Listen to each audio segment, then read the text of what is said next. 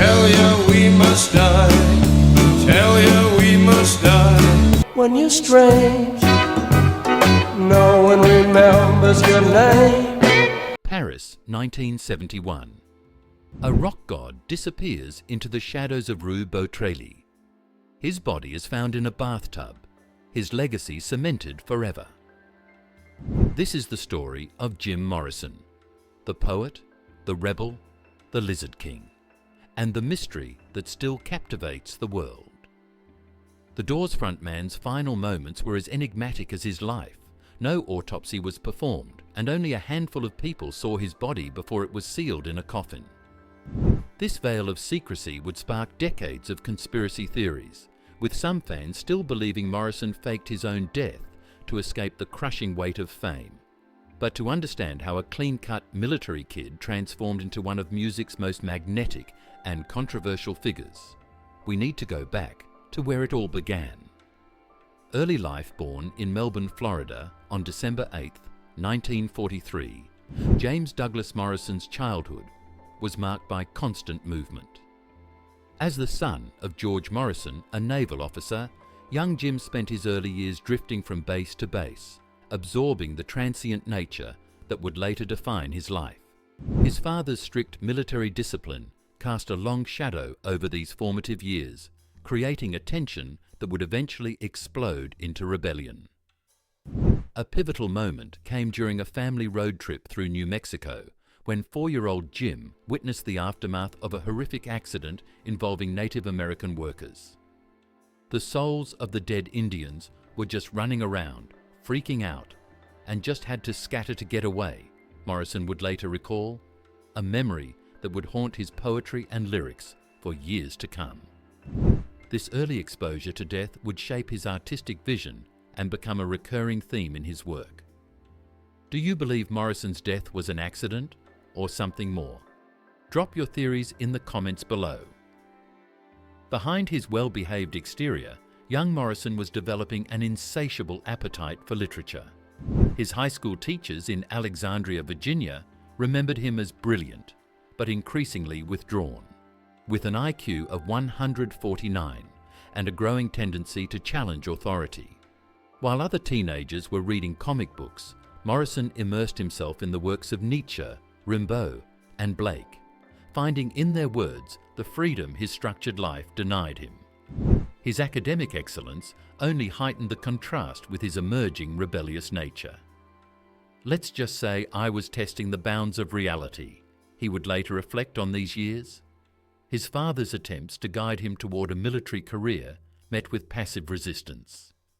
Morrison began writing poetry in secret, filling notebooks with the dark, introspective verses that would later evolve into iconic lyrics. By the time he enrolled at UCLA Film School in 1964, Morrison was ready to shed his conservative skin entirely. The clean-cut admiral's son transformed himself into a brooding poet, spending hours on Venice Beach writing in his notebooks and experimenting with psychedelics. He began living a nomadic existence, often sleeping on rooftops and surviving on stolen food from local markets. It was during this period of transformation that fate intervened. On Venice Beach in 1965, Morrison encountered fellow UCLA film student Ray Manzarek. The chance meeting would change both their lives forever. As Morrison nervously sang Moonlight Drive for Manzarek, neither man could have predicted they were about to embark on one of rock music's most legendary journeys. Rise to fame. The formation of the Doors in 1965 marked the beginning of Morrison's metamorphosis. Taking their name from Aldous Huxley's The Doors of Perception, the band brought something entirely new to the Sunset Strip scene. With Ray Manzarek's hypnotic keyboards, Robbie Krieger's fluid guitar, John Densmore's jazz-influenced drums, and Morrison's haunting baritone, they created a sound that was both primitive and sophisticated. Their early days at the London Fog, and later Whiskey, A Go-Go, became the stuff of legend. Morrison, initially so shy he performed with his back to the audience, gradually transformed into a magnetic stage presence. Light My Fire caught fire at local radio stations in 1967, and their appearance on The Ed Sullivan Show, where Morrison defiantly sang the word higher despite censors' objections, cemented their rebellious image. The Doors' self-titled debut album thrust them into the spotlight, but it was Morrison's unpredictable stage persona that captured the public's imagination. He would prowl the stage like a caged animal, unleashing primal screams and reciting poetry between songs. During performances of The End, he would launch into Oedipal psychodramas that shocked and mesmerized audiences. "We're interested in anything about revolt, disorder, chaos," he declared, "especially activity that appears to have no meaning." As their popularity soared, Morrison's behavior became more erratic. Each album, Strange Days, Waiting for the Sun, The Soft Parade, pushed creative boundaries while his performances grew more provocative. He began to see himself as a modern-day shaman, using performances to create moments of collective transcendence. "When you make your peace with authority," he famously said, "you become authority." By 1968, Morrison had fully embraced his Lizard King persona, named after his poem Celebration of the Lizard. Live shows became increasingly unpredictable, mixing moments of brilliant artistry with chaos. The press couldn't get enough of him, this leather-clad poet who could shift from intellectual discourse to primal screams in an instant. But beneath the success and adulation, the pressures of fame were already beginning to take their toll on the reluctant rock god. Career downfall. By 1969, the cracks in Morrison's facade were becoming impossible to ignore. The infamous Miami concert on March 1st marked the beginning of the end. Allegedly drunk before taking the stage, Morrison was charged with lewd and lascivious behaviour, public profanity, and public exposure. Though he maintained his innocence until his death, the incident sparked a nationwide boycott of The Doors, with 16 states cancelling scheduled concerts. The band soldiered on, but Morrison's heart was drifting elsewhere. During the recording of Morrison Hotel, studio sessions became increasingly difficult to manage. He would show up hours late, if at all, often drunk and unable to perform. The once magnetic frontman now struggled to maintain his focus, frequently forgetting lyrics during performances. "You could never be sure which Jim would show up," Ray Manzarek would later recall, "the poet or the drunk." In the midst of this chaos, Morrison began focusing more on his poetry. He self-published 2 volumes, The Lords and The New Creatures, but they received little attention. His appearance changed dramatically. The lean, leather-clad rock god gave way to a bearded, bloated figure. Fans were shocked by his transformation, and critics began writing obituaries for the band's career. The recording of L.A. Woman in early 1971 showed brief glimpses of the old magic. Morrison, now sporting a full beard and working in the band's makeshift studio, seemed more engaged than he had been in months. The album's blues-heavy sound and Morrison's world-weary vocals suggested a possible new direction. But just as the band appeared to be finding its footing again, Morrison announced he was leaving for Paris. The final Doors performance with Morrison at the Warehouse in New Orleans on December the 12th, 1970, ended symbolically. Mid-show, Morrison slammed his microphone repeatedly into the stage floor until it splintered, then walked off, never to perform again. The rebellion that had once energized his performances had turned inward, consuming him from within. Personal struggles. Behind the mystique of the Lizard King, Morrison's personal life was unraveling at an alarming rate. His relationship with longtime companion Pamela Courson had become a maze of mutual destruction, their love fueled by heroin and alcohol. "You can't burn out if you're not on fire," Morrison once said, but the flames were consuming everything in their path. His drinking had evolved from artistic stimulus to desperate necessity. Friends watched helplessly as Morrison's legendary stamina began to fail him. Studio sessions were frequently interrupted by blackouts, and his once powerful voice had become raspy and unreliable. The magnetic performer who once commanded stadiums now struggled to make it through basic recordings. Band members described finding him passed out in the studio, microphone still in hand. Morrison's attempts at poetry offered no escape. His journals from this period reveal a man wrestling with his demons. "I am not mad," he wrote. "I am interested in freedom." But freedom came with a price. His weight fluctuated dramatically, and his behavior became increasingly erratic. He would disappear for days, resurfacing in seedy bars or passed out in strangers' apartments. The press, once enamored with his wild antics, now portrayed him as a cautionary tale of excess. His legal troubles from the Miami incident haunted him. Though he maintained his innocence, the constant court appearances and threat of prison weighed heavily.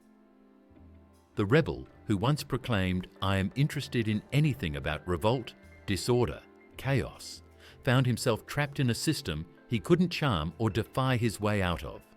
The potential 6-month prison sentence loomed over him like a shadow. By early 1971, those closest to Morrison recognized a fundamental change. The wild energy that had defined him was giving way to exhaustion and resignation. In moments of clarity, he spoke of leaving music entirely, of disappearing to write poetry in Africa or Asia. Friends noticed periods of deep depression alternating with manic episodes. Even his relationship with Pamela became more turbulent, their fights echoing through hotel corridors and quiet Paris streets. "This is the end, beautiful friend," he had written years earlier, seemingly prophetic words for a man running out of escape routes. The poet, who had once declared himself a lizard king, was now trapped in a cage of his own making, searching desperately for one final transformation that would set him free. Final days, Paris beckoned Morrison in March 1971 like a siren song of artistic redemption. Fresh from completing L.A. Woman, he arrived in the City of Light with Pamela Corson, seeking escape from the chaos of his American life. The French capital, with its rich literary history and artistic freedom, seemed the perfect haven for a poet in exile. Initially, the change appeared positive. Morrison immersed himself in the city's culture, wandering its ancient streets with a notebook in hand. He grew a beard, gained weight, and seemed to relish his anonymity. No more crowds screaming for the Lizard King. Here, he was just another American artist seeking inspiration. He spent his days visiting the graves of poets at Père Lachaise Cemetery, unaware that he would soon join their ranks. Friends who visited him during these months reported conflicting impressions. Some found him peaceful and creatively energized, filling notebooks with new poems. Others noticed a deepening melancholy, especially after dark. He still frequented the bars of the left bank, where his drinking continued unabated. In June, Corson wrote to friends that Jim was really happy to be in Paris, but also mentioned he'd been coughing blood. On July 2nd, Morrison spent a quiet evening at the cinema with Corson. After returning to their apartment on Rue Beautreillis, he complained of feeling ill and took a bath. Sometime in the early hours of July 3rd, 1971, Jim Morrison died in that bathtub. The official cause was listed as heart failure, but no autopsy was performed. He was 27 years old. The circumstances surrounding his death remain contentious. Some claim he overdosed at a nightclub. Others insist he's still alive. But perhaps the mystery of his end perfectly suits a man who lived his life like one of his own enigmatic poems, full of symbolism, open to interpretation, and forever just out of reach. Legacy. Jim Morrison's death sparked decades of speculation and myth, but his artistic influence transcends the controversy. The music of The Doors continues to captivate new generations, while Morrison's poetry inspires artists across all mediums. His image, forever young, forever defiant, has become a symbol of artistic rebellion and uncompromising vision.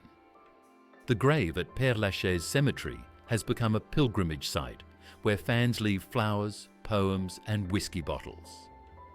Death makes angels of us all and gives us wings where we had shoulders smooth as raven's claws, Morrison once wrote, perhaps foreseeing his own immortality in popular culture. His short life, spanning just 27 years, left an indelible mark on music history. The Doors' songs remain radio staples, their dark energy and poetic depth standing in stark contrast to much of their era's music.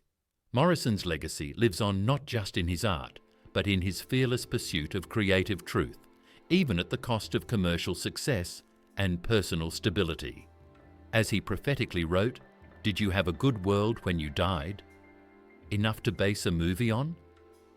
Morrison's world, brief but brilliant, has inspired countless stories, songs, and dreams of what might have been. In just 27 years, Jim Morrison embodied the meteoric rise and tragic fall of a rock legend. From military child to poet, from rock god to exile, his journey mapped the darker corners of fame and artistic pursuit.